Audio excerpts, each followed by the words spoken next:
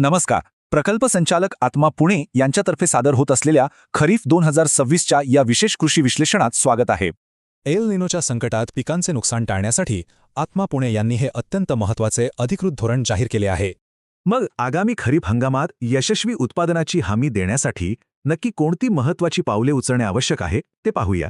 चला तर मग आत्मा पुणे यांनी सुचवलेल्या एल निनो प्रतिबंधक या 4 प्रमुख कृषी आधारस्तंभांवर थेट लक्ष केंद्रित करूया. सगळ्यात आधी पाण्याची धूप थांबवण्यासाठी पारंपरिक पद्धत सोडून उताराला आडवी पेरणी करण्यावर मोठा भर दिला गेला आहे. प्रत्येक गावातील किमान 30% शेतकऱ्यांनी ही आडवी पेरणी पद्धत अवलंबणे हे यामागील मुख्य उद्दिष्ट आहे. यासोबतच पिकांच्या उत्तम पाणी व्यवस्थापनासाठी रुंद वरंबा व सरी म्हणजेच BBF पद्धतीचा प्रभावी वापर करणं अत्यंत गरजेचं आहे.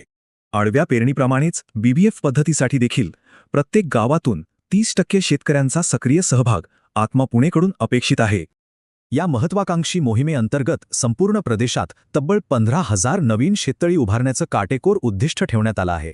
शेततळी उभारणीचा हा अत्यंत महत्त्वाचा टप्पा एप्रिल ते जून या महिन्यांच्या दरम्यान नियोजनबद्ध रीतीने पूर्ण केला जाईल.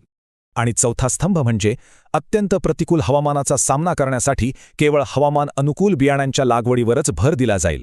या 4 मुख्य आधारस्तंभांव्यतिरिक्त हे धोरण यशस्वी करण्यासाठी इतरही काही अत्यंत महत्त्वाच्या पूरक उपाययोजना आखल्या आहेत. यामध्ये फळबागांचे संरक्षण, खतांचा शास्त्रीय वापर, आधुनिक सिंचन आणि मातीची आर्द्रता टिकवणं यांसारख्या बाबींचा समावेश होतो. विशेषतः एकूण फळबागांपैकी 20% क्षेत्रावर संरक्षणासाठी अत्यंत कठोर आणि आवश्यक उपाययोजना केल्या जाणार आहेत. तसेच जमिनीच्या सुपीकता निर्देशांकावर आधारित खतांचा योग्य वापर 50% क्षेत्रापर्यंत पोहोचवण्याचं महत्त्वाचं लक्ष्य निश्चित केलंय.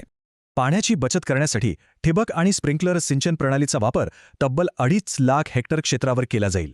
मल्चिंग, सेंद्रिय खत आणि मूलस्थानी जलसंधारण करून मातीतील आर्द्रता यशस्वीपणे टिकवून ठेवली जाणार आहे. मातीतील आर्द्रता संधारणाचे हे उपयुक्त धोरण स्थानिक पातळीवरील किमान 30% शेतकऱ्यांपर्यंत पोहोचवण्याचं उद्दिष्ट आहे.